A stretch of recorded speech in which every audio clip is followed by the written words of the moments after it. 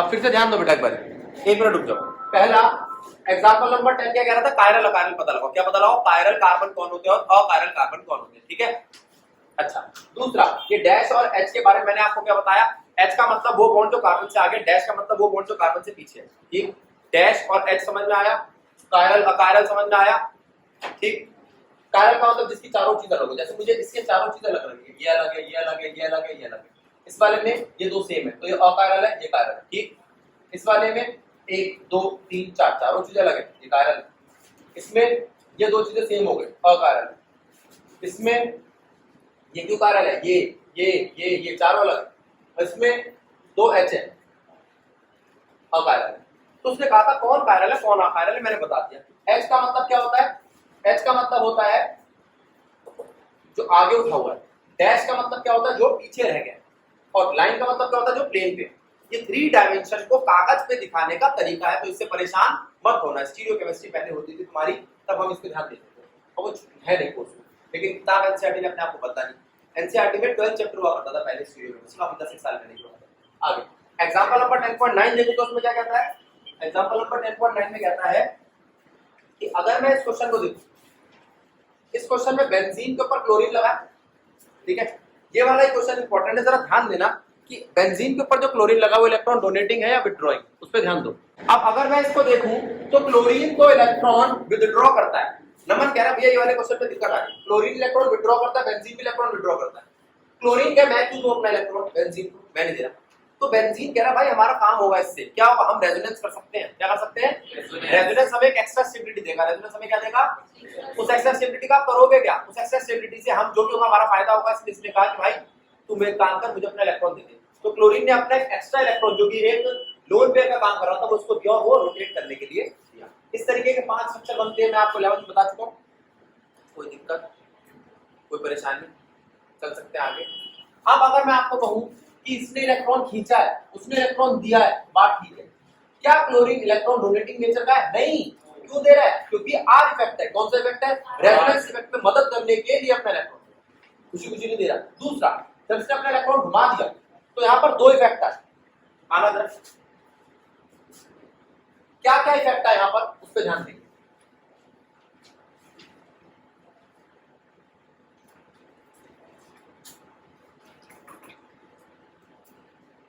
जिसने अपना इलेक्ट्रॉन दिया उसमें पॉजिटिव डेल्टा, जिसने लिया उसमें नेगेटिव डेल्टा, इलेक्ट्रॉन घूम रहा है, आर इफेक्ट।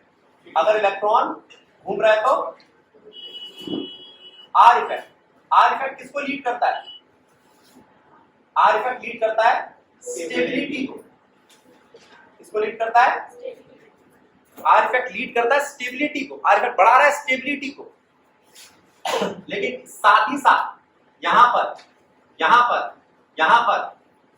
माइनस का चार्ज, नेगेटिव चार्ज आ गया। ये क्या है, आई इफेक्ट। क्या है, आई इफेक्ट किसको लीड करता है, माइनस आई इफेक्ट रिएक्टिविटी को। अगर रिएक्टिविटी बढ़ी तो इलेक्ट्रॉन का अटैक होगा, अगर स्टेबिलिटी बढ़ी तो उसको रोकेगा, लेकिन जो डोमिनेट कर गया वही होगा। ई यानी कि इलेक्ट्रोफाइल के अटैक को प्रोवोक करता है। इलेक्ट्रोफिलिक अटैक को कौन प्रोवोक करता है, minus I effect. Electrophilic attack को कौन प्रोवोक करता है, माइनस आई इफेक्ट। रेजोनेंस क्या करता है, स्टेबिलिटी बढ़ाता है।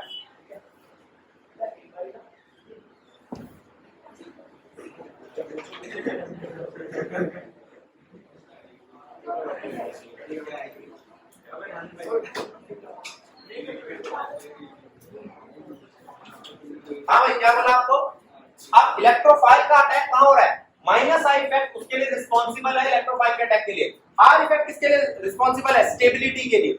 माइनस आई इफेक्ट रिएक्टिविटी के लिए। डोमिनेट कौन करता है, I effect dominates at ortho and para position. That's why electrophile attacks on ortho and para position of chlorobenzene. Question ये था, although chlorine is electron withdrawing group, yet it is ortho para directing for electrophilic aromatic substance. जब वो खुद electron खींच रहा है तो उसके साथ लगी हुई चीज पर कोई कैसे जमा की चीज जुड़ सकती है? नहीं जुड़नी चाहिए। इसका मतलब वो खींच नहीं रहा, इलेक्ट्रॉन अपना दे रहा है। अब पहली बात, क्यों दे रहा है? जिसकी टेंडेंसी है इलेक्ट्रॉन छीनने की, ठीक है।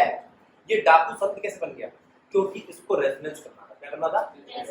तो सबसे पहले एनसीईआरटी क्या समझाती है? Chlorine withdraws electrons through induction effect, इसलिए खींचता है क्योंकि इसको अपना इंडक्शन इफेक्ट है, and release electron through resonance. तो एक बात बताओ, इस कभी कुछ सुना है मैम ने कहा कि भाई कीवर्ड लिखना? इसके दो ही कीवर्ड है, आई इफेक्ट और आई। इसने दोनों इफेक्ट लिखे हैं कॉमन में, और आखिरी की दो लाइन जो एनसीईआरटी देगी ना, उसमें पूरे क्वेश्चन का निचोड़ डाल। और अच्छा, कुछ बच्चे कहते हैं भैया एक नंबर का क्वेश्चन था, इतना लिख के आए। अरे भाई केमिस्ट्री पढ़ रहे हो कि हिस्ट्री? केमिस्ट्री में तो पूरा मतलब समझ आना चाहिए ना, ये थोड़ी है कि नहीं नहीं नहीं बाबर के बारे में इतना ही लिखिए। क्यों? ये वो तो उसमें होता था ना, नाप नाप के नंबर मिलते थे, इसमें ऐसा नहीं होता। कॉन्सेप्ट पूरा समझ में आएगा तो ही नंबर मिलेगा, चाहे एक नंबर का चाहे 5 नंबर। कई 5 नंबर के तुम्हारे ऐसे क्वेश्चन भी तो आते हैं जो वन वर्ड होते हैं, फटाफट 2 मिनट में खत्म। आगे अब वो कहता है through induction effect chlorine stabilizes the intermediate carbocation formed during the electrophilic substitution। वो इंटरमीडिएट को स्टेबलाइज करता है किस इफेक्ट से? Induction effect. और इंडक्शन इफेक्ट कहां देखने को मिला है पूरी चेन में? ऑर्थो और पैरा पोजीशन पे। वो उसका रीजन भी आर इफेक्ट है। Through resonance halogen tends to stabilise the carbocation and the effect is more pronounced at ortho and para position. The induction effect is stronger than resonance, तो वो dominate करेगा and cause net electron withdrawal, thus cause net deactivation। The resonance effect tends to oppose the induction effect, वो रोकने की कोशिश करता है for attack ortho and para position and hence make deactivation less for ortho and para position। तो आप कह सकते हो, लास्ट लाइन जो मैंने कहा था बताइए सब कुछ, reactivity is controlled by minus I effect, strong inductive effect, and orientation is controlled by R effect। R effect क्या है? स्टेबिलिटी और ओरिएंटेशन। अब आप कहोगे इलेक्ट्रॉन के घूमने से कौन सी स्टेबिलिटी आती है? मैंने आपको बताया था कि जितना इलेक्ट्रॉन थकेगा, जितनी एनर्जी रिलीज करेगा, उतना वो स्टेबल होगा। बात ठीक है? स्टेबिलिटी और एनर्जी रिलीज एक जैसा काम होता है। जो जितनी एनर्जी रिलीज करता जाएगा वो स्टेबल होता जाएगा। और यहाँ एनर्जी किस फॉर्म में रिलीज हो रही है? रेजोनेंस की फॉर्म। किस फॉर्म में? बात समझ में आई? ठीक है, ये बहुत इंपॉर्टेंट क्वेश्चन है बेटा, डिस्कस कीजिए। इस क्लास से नहीं कि एग्जाम में आएगा, इस क्लास से ये कई सारे कॉन्सेप्ट खोल के चला गया आगे। हाँ जी, बोल बोल बोल। हाँ कौन है? आलिंद देवता ये ले, अब ठीक है, वो उससे रिकॉर्डिंग के लिए आगे चलना। अब इसके बाद अगर मैं ध्यान दूं अगले क्वेश्चन से, तो क्या कहता है?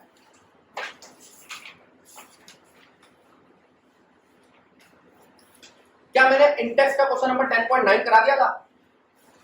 या ये वाला देखो, जिसमें मैंने कहा था RMGX करता है, बहुत अच्छा क्वेश्चन है। एक्सरसाइज का एक क्वेश्चन है 10.11, उसको उठाने जा रहा हूं। सारे बच्चे ध्यान देंगे, इसे बोलते हैं कन्वर्जन। एक आध कन्वर्जन ना भी हो तो काम चल जाएगा, क्योंकि अभी तक मैंने आपको बताया था कन्वर्जन करनी है, चारों चैप्टर करो। कितने चैप्टर करो? तो कुछ कन्वर्जन ऐसी जो अभी अगले चैप्टर में आने वाली, किसी की प्रिपरेशन बन जाएगी। ठीक है, मैं बार बार क्वेश्चन कराने जा रहा हूँ, जरा ध्यान देना। क्वेश्चन नंबर 12, ये बेटा तू ना एक एक 11 कुछ एक एक करके पॉइंट बोल दिया जो मैं बना दूंगा। Exercise question number 11 10th chapter का कन्वर्जन। अब जो बोलेगी सुनो, पहला पार्ट, इथेनॉल टू ब्यूट 1 आइन। इथेनॉल से ब्यूट 1 आइन। अच्छा, इथेनॉल क्या होता है? ये इथेनॉल होता है। इसको ब्यूट 1 आइन बनाना है, पहले से क्लोरो तो बनाओ। क्या बना क्लोरो?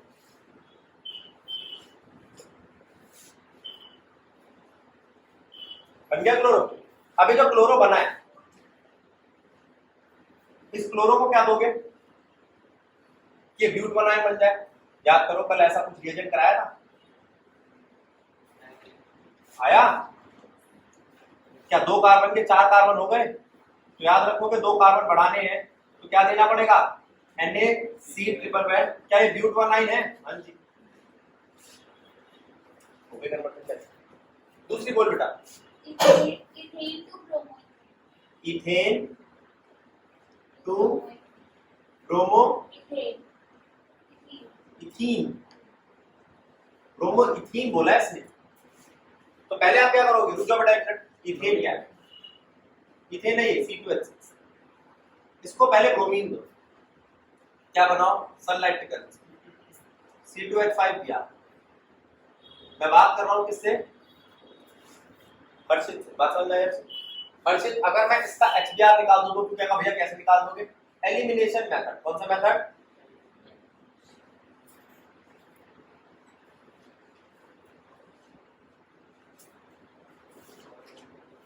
एलिमिनेशन मेथड बन गया। अब इससे किसका अटैक कराओ? अब दो जगह खाली है मेरे पास, दोनों पे Br लगा दो। अब तुम कहोगे भैया दोनों पे Br क्यों लगा दे? ऐसी कौन सी खुशी है? क्योंकि मुझे ईन चाहिए। क्या चाहिए? और ब्रोमीन भी चाहिए। अब मैं फिर से अल्कोहलिक KOH लगाऊंगा। बात को समझो। फिर बीटा हाइड्रोजन एलिमिनेशन क्या बना? CH Br डबल बॉन्डेड हो गया। ये ईन भी है, ब्रोमीन भी है। और इसके लिए क्या किया था? मैंने सिंपल Br2 दिया था। अगर Cl2 देता ना, Cl2 देने के लिए CCl4 का इस्तेमाल करते हैं, Br2 देने के लिए नहीं। ठीक है, अब देखो इसको जरा, फिर मैं आगे चलता हूं। तीसरी बोल बेटा। Propene to 1 nitropropane. Propene to 1 nitro propane. पहले तो समझ लो करना क्या है। जैसे इससे पहले वाली में क्या किया? मुझे ईन भी चाहिए था, ब्रोमो भी चाहिए था, तो मैंने पहले क्या किया? पहले ईन बनाया, फिर उस पर 2 ब्रोमीन लगाए, फिर एक HBr हटाया। ये सारी मेहनत करी। अब क्या चाहिए? ये अब क्या चाहिए बेटा? ध्यान दो बेटा। 1 पे नाइट्रो, 1 पे क्या चाहिए? पहले प्रोपीन बना। अब कोई बच्चा हाथ खड़ा करके बताएगा कि अगर कोई चीज 1 पे लगानी हो तो क्या करते हैं? बेटा मैं बार बार बोलता हूँ कन्वर्जन के लिए टर्म ध्यान रखो। 1 पे चीज लगानी, एंटी मार्कोनिक बोल दिया, करवा दी बेइज्जती। HBr in presence of organic peroxide। Organic peroxide के प्रेजेंस में HBr देंगे। H कहां जाएगा? यहां। Br कहां जाएगा? यहां।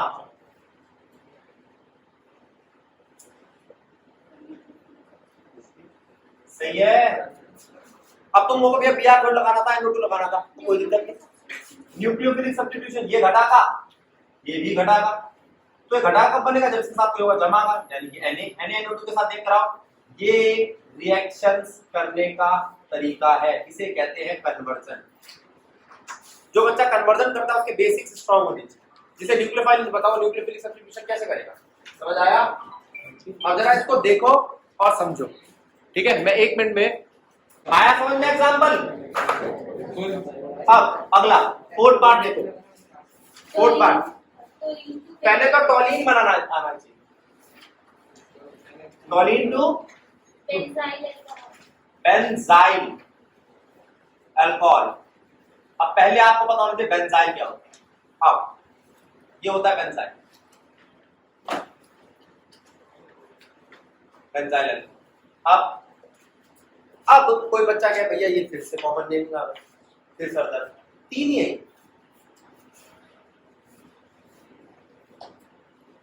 Benzyl, benzal, benzo. इसमें एक चीज जुड़ती है बेंजाइल में, जैसे बेंजाइल अल्कोहल।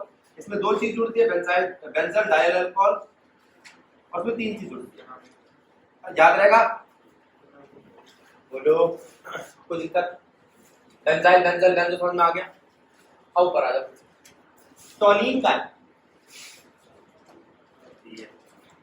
टॉलिन तो ये है, इसको मैं OH कैसे दे दूं सीधा? एक काम करो, इसको पहले आप क्लोरीन दो, सनलाइट निकल दे दिया। अब इसको OH कैसे? KOH aqueous. अगर KOH एक्वस हो तो OH माइनस जाके जुड़ता है, और अगर KOH अल्कोहलिक हो तो वो कुछ निकालता है। क्या निकालता है? HX। बीटा एलिमिनेशन तब करता जब अल्कोहलिक हो, और नॉर्मली न्यूक्लियोफिलिक सब्स्टिट्यूशन कब करता है, जब वो एक्वस हो। बात ठीक है, बोलो शिवम, बात ठीक है। अच्छा, ये बात किसकी हुई हमारी, बेंजाइल अल्कोहल बेंजो, इन सब से हमने काम चला लिया। पांचवा, अब इनका नाम याद रखना, नहीं तो काम नहीं चलेगा, और ये ऐसे स्टेप। पांचवा बोल बेटा, प्रोपीन टू प्रोपाइन।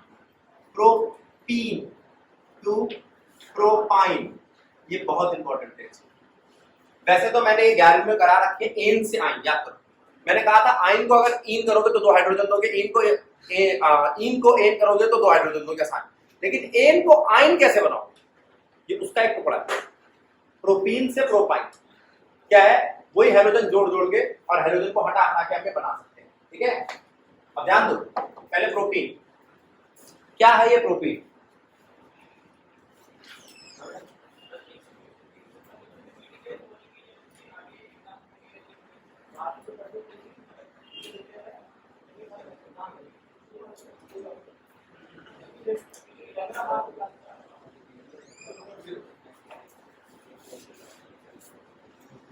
अब बारी आती है प्रोटीन से प्रोपाइन। पहले प्रोटीन तो समझ लो, यही तो होता है प्रोटीन।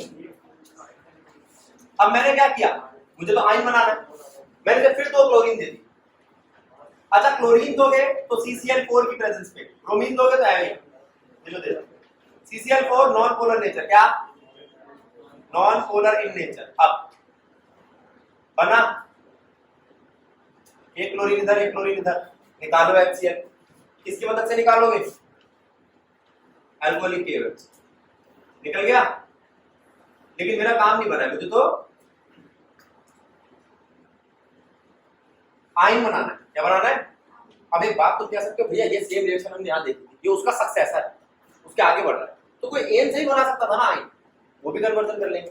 वो तो मैं आपको टाइम भी बता दूंगा। अब ये कौन लेके जाए, NaNH, वेरी गुड, जिसको याद है अच्छी बात। NaCl बाहर, NH3 बाहर, गलत है क्या, समझो तीनों पार्ट इंपॉर्टेंट। अब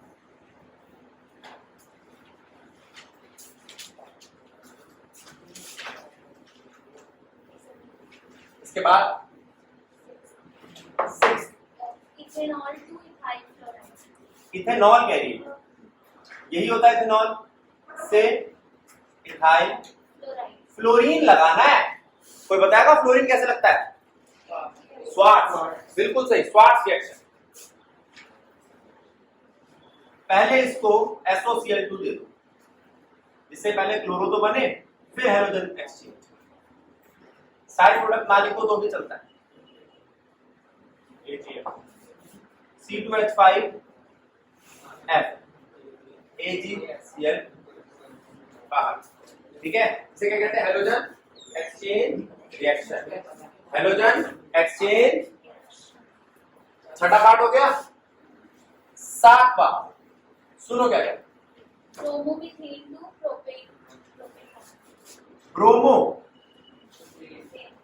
मीथेन, यही तो होता है मीथेन, उसके साथ लगाया ब्रोमो से प्रोपेन।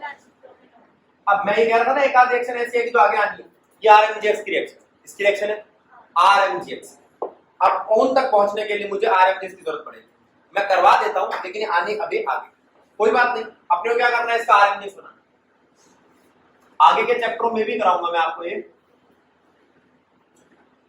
काम करूंगा नेक्स्ट क्लास में, जो भी ऐसे खाली 10-15 मिनट बचेंगे ना, बोल देना भैया RMGX की सारी मैकेनिज्म करा दो, ये लिख लो भाई RMGX, ग्रेटमैन रीजन की सारी 7-8 रिएक्शन है जो चारों चैप्टर में बटी हुई है, लेकिन समझने में 2 मिनट लगते हैं, कोई दिक्कत नहीं। अब ये आपका R है, अब आपको जज कैसे करना है, सारे बच्चे ध्यान दो। ये RMGX है, अच्छा इसमें भी R है ना, ये रहा, क्या ये R इसके जैसा लग रहा है। अब मुझे CH3CO चाहिए, कितने कार्बन और चाहिए, 2, कितने कार्बन और चाहिए, CH3 C triple bond N। अब एक बात, ये नाइट्राइल की है, मैंने बोला ना आगे आना है, लेसन नंबर 12 का क्वेश्चन है, लेकिन अपन ट्राई कर रहे हैं, देखते कितना समझ आता है। अब मैं इसको दूंगा पानी, क्या दूंगा। अब आप एक बात समझ लो, पानी के 2 मॉलिक्यूल लिए समझाने के लिए, फिर वही बोल रहा हूँ, ये मैकेनिज्म नहीं होता है, स्कीम बना देते हैं जिससे अपने को समझने में आसानी। इसने 2 H आयन और 1 O आयन दी, इसने एक H आयन और एक OH आयन दिया, सारे हाइड्रोजन उठा के नाइट्रोजन को दे दो। क्यों? क्योंकि वो NH3 बना के सेट हो जाएगा। 3 हाइड्रोजन से तीनों के तीनों दे दो, एक ऑक्सीजन उठा के इस कार्बन को दे दो, ठीक है, CH3CO बना दो। सेटिस्फाइड हुआ? ये जो CH3 है ना, जब भी RMGX होता है, मैंने बताया था RMGX एक अनोखा केमिकल है जिसमें R नेगेटिव होता है, वरना कभी भी नेगेटिव नहीं होता, ये पॉजिटिव। R नेगेटिव जाके कार्बन की चेन पे अटैक करेगा यहां पर, और ये जो MgBr है ये हमेशा लेके जाता है OH, इसका पानी का। थोड़ी सी कॉम्प्लेक्स रिएक्शन, कोई दिक्कत नहीं है, नोट करना, समझ में आए तो अच्छी बात है, नहीं आए तो और भी अच्छी बात है, अपन अगले चैप्टर में करेंगे। ये मैंने इसलिए करा दी कि एनसीईआरटी में दे रखा है तो अपन ट्राई मार, लेकिन इस चैप्टर की नहीं। 1900 क्वेश्चन में स्टेटस नहीं करवा, क्वेश्चन नंबर 19 है ना, तो 20 कन्वर्जन 10 तो बाहर की, इस चैप्टर की नहीं, क्योंकि कन्वर्जन कोई ऐसा नहीं है ना कि ये 2 जमा 2 4 वाली बात है। अब कौन सी थी है? 8 देखो, 8 ब्यूट 1 इन से आना बेटा जरा, ब्यूट 1 पे इन से ब्यूट 2 इन, देखो पहले है क्या, ब्यूट 1 इन ये कुछ देना है इसको, जिससे फिर हटाऊंगा तो काम बनेगा। मैंने इसको HCl दे दिया, क्या दे दिया? H यहां गया, Cl यहां गया। अब जाने के बाद क्या होगा देखो, ये रब कर रहा हूं, बस इसके बाद नोट मत करो, छोड़ दूंगा 2 मिनट के। H यहां गया, Cl यहां गया, CH3 CH2, बेटा मैं एक बात H कम लिखा करो तो खुद काम चला लिया। CHCl, ये कौन सा रूल है? मार्कोवनिकोव। कौन सा रूल है? इसके बाद एक रूल लगता है सेटजेफ रूल। क्या? सेटजेफ रूल कहता है अगर आपको H निकालना है तो भीड़ भड़के वाले में से निकालो। ये है प्राइमरी, ये सेकेंडरी, ये सेकेंडरी, वो सेकेंडरी का H लेके जाएगा, किसका H लेके जाएगा? और अगर लेकर गया तो ये बनाएगा, क्या है ये? ब्यूट 2 इन, यही चाहते थे, लिख लेना बाय सेटजेफ रूल। स्पेलिंग गलत लिखी तो काम चला, ठीक है, by Saytzeff rule. Saytzeff rule क्या कहता है? Tertiary, secondary, primary, leaving group. सबसे अच्छा कौन सा है? टर्शरी, उसके बाद सेकेंडरी, उसके बाद प्राइमरी। वही जिस पे दबाव ज्यादा वो आसानी से छोड़ देगा, H छोड़ देगा, कुछ और छोड़ देगा, वगैरह वगैरह। बात समझ में आई? कैसे पास, ठीक है, याद रखना, समझ जाओगे ना। नोवा बोल। 1 क्लोरोब्यूटेन 1 क्लोरोब्यूटेन से N octane से ऑक्टेन। बताओ कौन सी रिएक्शन है डबल करने वाली? गुड से एक्शन। दूसरा बेंजीन से बाइफिनाइल। कौन सी रिएक्शन है? फिटिंग, बिल्कुल सही। अब ये बाइफिनाइल बोले डाइफिनाइल बोले कोई दिक्कत नहीं। हो गई 10 कन्वर्जन, 10 इंपॉर्टेंट, ठीक है, जल्दी से इसको नोट करो फिर हम आगे चलते हैं।